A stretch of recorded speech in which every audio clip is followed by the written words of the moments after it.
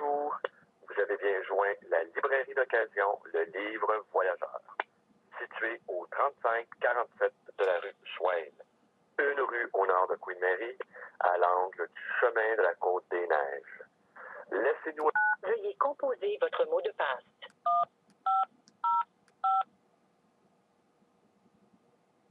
Vous avez 4 messages sautés, menu principal. Vous n'avez pas de message non écouté. Premier message sauté. Ouais, salut, c'est Bob. J'ai su que tu étais en contact avec Ismaël Toussaint par Facebook. Si tu veux avoir ta carte métisse, c'est le même équivalent que la carte amérindienne depuis l'an passé. Fait que moi, je fais partie du comité de sélection de l'association métisse contemporaine. Fait que j'ai des subventions possibles au niveau de la santé, de l'éducation, de la culture et de la spiritualité. Salut, mon 24. Fin du message. Pour effacer ce message, appuyez sur le 7. Pour y répondre, appuyez sur le 8. Pour le sauvegarder, appuyez sur le... Bonjour, bienvenue dans ma bibliothèque. Nous sommes à Montréal le 20 septembre 2014. Mon nom est Bruno Lalonde. Alors, ce que vous venez d'entendre, c'est le message de mon père, un message qu'il m'a laissé il y a une dizaine de jours à ma librairie, comme vous êtes à même de le constater. Ce père que je n'ai vu qu'une seule fois dans les 40, presque les 40 dernières années. Alors, je tenais à partager avec vous ce moment-là parce que, comme le premier cercle des vidéos est sur le point de se refermer, c'est-à-dire les 999 vidéos vont être archivées dans un ensemble dans un coffret, et ça va donner beaucoup de DVD. Alors, je tenais à ce que la voix de mon père soit capturée dans cet ensemble-là. Et je vais vous lire quelque chose aussi. Ouais, qu'est-ce que je pourrais répondre avant à cette vidéo-là? À cet enregistrement sonore-là que vous venez d'entendre. Eh bien, vous avez constaté que mon père fait mention d'une carte métisse amérindienne. Cela relève, je vais vous le dire franchement, du symbolique. Parce que oui, nous avons, semble-t-il, dans notre généalogie, une Amérindienne, Philomène Saint-Amour. On retrouve sa photo dans un livre qui a été fait sur peut-être un petit village en Ontario, je ne sais trop. Je n'ai pas le livre. Ce qui est navrant un petit peu, c'est qu'on dit seulement, on montre la photo de cette Philomène Saint-Amour et on dit simplement qu'elle est indienne. Ce qui ne veut pas dire grand-chose. Mais assurément, mon père a une fixation sur son ascendance amérindienne. Et il n'est pas loin de penser, je pense, qu'au fond, ce qui lui a empêché d'exercer ses fonctions paternelles, au fond, c'est Jacques Cartier. Si Jacques Cartier n'était pas venu fouler le sol de ce continent, eh bien, sans doute, nous aurions été élevés par la tribu. Et que finalement, Jacques Cartier et sa gang de Soulons qui ont débarqué sur le continent américain, eh bien, ont corrompu, ont détruit la culture amérindienne. Alors donc, tout est de la faute à Jacques Cartier. Et quant à cette carte-là, eh bien, je ne saurais trop quoi en faire. Hier, on va rester avec mon père, si vous le voulez bien. Hier soir, j'ai rendu visite à mon ami Georges Raby. J'ai trouvé fatigué. J'ai trouvé, était-ce la tombée de la nuit? La pièce s'enfonçait, son salon, qui est rempli de livres, comme vous avez pu le voir. La lumière déclinait et lui, il m'a semblé très, très, très fatigué. C'était curieux de voir tous ces livres s'enfoncer dans la ténèbre. Et lui-même avait des gestes là. Et il m'a remis 4 choses. Je vais vous montrer la première chose qu'il m'a remis. Ceci, l'Anticane, objet poétique de Roger Soubilière. Et ben, elle a été ouverte, mais normalement, on ne devait pas l'ouvrir car elle contient de l'air renfermé, de l'oxygène renfermé, 1972, je pense. Mais celle-ci, elle a été ouverte, donc le bel air de 1972, eh bien, s'est envolé. Alors, il m'a remis également ces 3 zines, ces 3 fanzines qui ont été publiés en 1969. Et on retrouvait ces 3 zines-là à la librairie Fantasmagoria et à la tabagie Cherrier. Alors, je vais vous lire un passage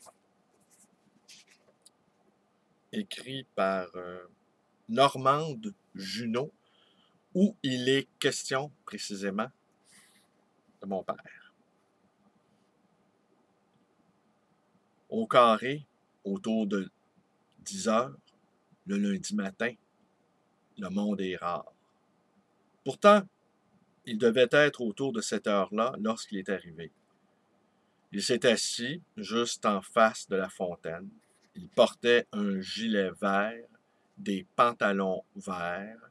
Il a regardé les oiseaux un bon 10 minutes. S'il y avait eu des chiens, il les aurait probablement regardés aussi. Je méditais sur les oiseaux. Ce fut sa première phrase. J'eus beaucoup de difficultés à lui en faire dire assez pour bâtir un article. Enfin, c'était un poète.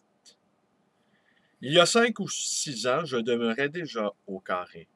La Marche et moi, nous voulions réunir les habitants du carré et y former un village, à peu près comme il est sur le point de s'en créer un présentement. Dans ce temps-là, il y avait des peintres qui exposaient tout autour du parc. Tout était parfait, sauf le village qui, avec son souci constant d'organisation, a tout désorganisé. La conversation était engagée. Sujet de transition, changement de sujet. Bob Lalonde parlait lentement, sans aucun goût apparent à la conversation. Un livre, c'est un miroir. On se voit dedans et on y voit tous ceux qui nous entourent. J'ai publié 2 recueils de poèmes. J'en écris encore. Je n'ai pas encore songé au roman. Écrire, c'est une façon de s'exprimer au même titre que la peinture, la musique, la danse. L'écrivain, d'après moi, doit se placer un peu en retrait de la société pour mieux observer, pour mieux voir les choses aussi. Moi, je décris ce que je vois, ce que j'entends, et j'essaie de décrire ce que je ressens. Un poète reste égocentrique, qu'on dise ce qu'on voudra. Chaque poème est une aventure, et je suis un grand aventurier. C'était Bob Lalonde, un poète. Eh bien voilà. Alors, je vous remonte ça à l'écran. Tenez. Petite curiosité, absolument impossible à trouver. Je remercie mon ami Rapide de me l'avoir offert.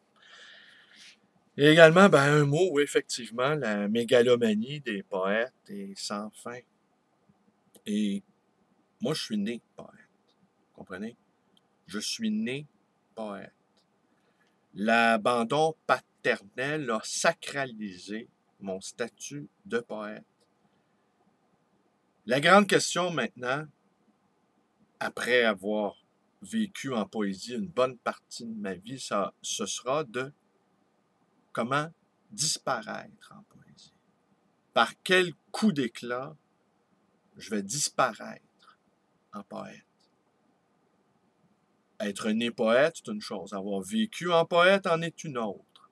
Mourir en poète, voilà l'enjeu qui se dessine pour moi. Alors j'ai réfléchi, vais-je devenir un héros si les circonstances historiques se présentent? Peut-être. Je m'y prépare mentalement, je m'y prépare par l'esprit. Vais-je mourir dans mon lit inconscient? Oh ça, je ne souhaite pas ça. Je ne souhaite pas qu'on me retrouve à l'aube, cadavre rigide, qui aura laissé derrière lui plein de projets inaboutis. Je ne souhaite pas disparaître en laissant mes papiers en désordre, en laissant ma bibliothèque cafarnum, cafarnum. Je ne suis pas capable de le dire. Je ne le dirai pas d'abord. Tenez, je vais vous citer une dernière petite chose. Et je sens que je vais faire plaisir à quelques-uns ici. J'ai passé, pour ça j'ai de la difficulté à faire cette vidéo-là, j'ai passé une bonne partie de la nuit encore à lire autour de et sur Heidegger. Prêchant devant une grande assistance, Rabbi Michal prononça ces mots. « Ce que je dis, il faut l'écouter. » Il ajouta aussitôt, « C'est à dessein que je n'ai pas commandé, écoutez ce que je dis, mais bien, ce que je dis, il faut l'écouter, car j'entends par là que moi aussi, je suis tenu d'écouter ce que je dis. Car j'entends par là que moi aussi, je suis tenu d'écouter ce que je dis. Alors, c'est tiré de Voix de l'ami de François Fédier, et c'est ce qu'on y trouve en exergue. Réflexion heideggerienne, va bon train. Je vous remercie d'être avec moi. Portez-vous bien, faites attention à vous. Vous connaissez la suite, vous pouvez vous abonner à ma chaîne, vous pouvez me... Vous avez entendu l'adresse de la librairie, vous pouvez bien rendre visite, vous pouvez me téléphoner dans le... Ben ça, non. Le numéro de téléphone, on ne l'entend pas, puisque forcément, dans le 514-736-0999. Et vous pouvez aller vous balader sur ma page Facebook. Vous pouvez même devenir un ami, mais je tiens à vous prévenir. Je suis un ami envahissant. Et oui. Alors, tous les jours, j'ai une grande activité sur ma page Facebook. Je vous remercie. Portez-vous bien. Faites attention.